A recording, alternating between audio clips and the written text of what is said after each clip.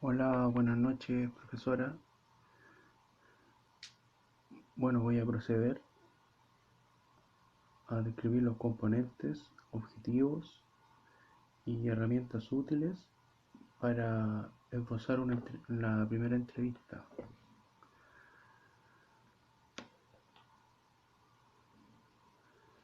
En el mapa conceptual. Bueno, a modo de explicación, se parte la primera entrevista donde se destacan las premisas sistémicas que orientan la terapia. En ellas tenemos la totalidad, la circularidad, la homeostasis y la recursividad.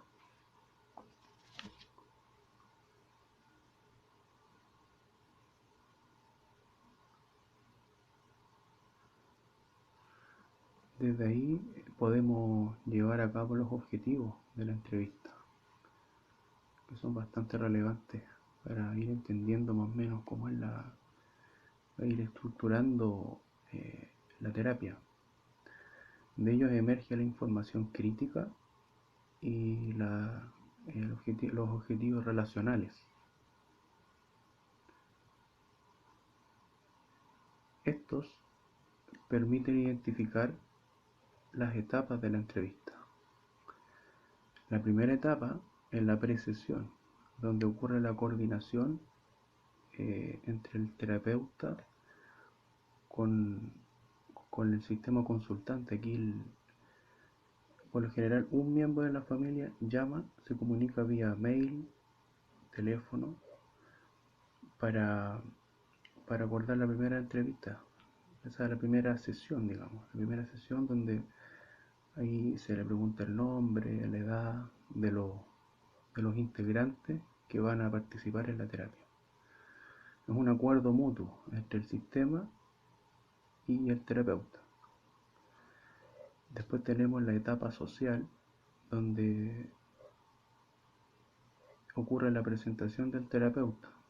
El terapeuta se presenta ante el sistema que va, que va a atender. Después tenemos la focalización del problema, que aquí el terapeuta le pide al sistema consultante que exponga el conflicto. Esto puede ser de forma individual, cada, cada integrante, o de forma general. Después viene la fase interactiva, donde el terapeuta esboza preguntas y contrapreguntas para poder profundizar la información e ir entendiendo mejor los vínculos que se generan en el sistema. Posteriormente tenemos la fase de cierre y establecimiento de metas. Aquí se determinan los acuerdos y objetivos para alcanzar en la terapia. Posteriormente, que es muy importante también tener en cuenta para realizar una óptima entrevista, son las herramientas clave. Por una parte tenemos las preguntas circulares, que estas cambian la causalidad lineal por la circular. Y también tenemos el genograma. En relación a las preguntas circulares, su clasificación eh, alude primero, las preguntas son sobre el problema, después sobre las secuencias y posteriormente sobre la clasificación. Estas pueden ser eh, de tipo de diferencia o hipotética, estas interrogantes. Y en el genograma, esta es una representación gráfica de la estructura familiar.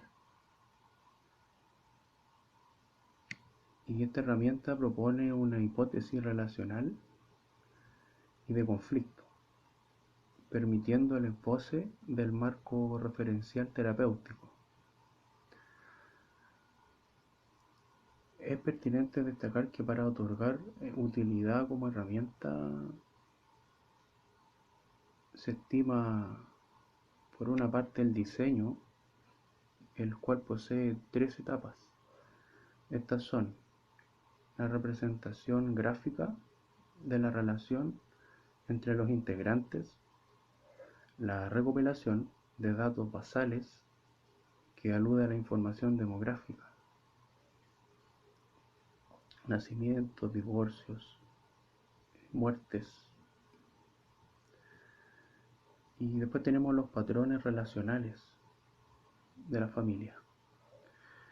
Por otro lado, tenemos el análisis, el cual aborda la estructura familiar, el ciclo vital familiar, los patrones reiterados que se generan por generaciones, los sucesos vitales y recursos familiares y patrones relacionales familiares.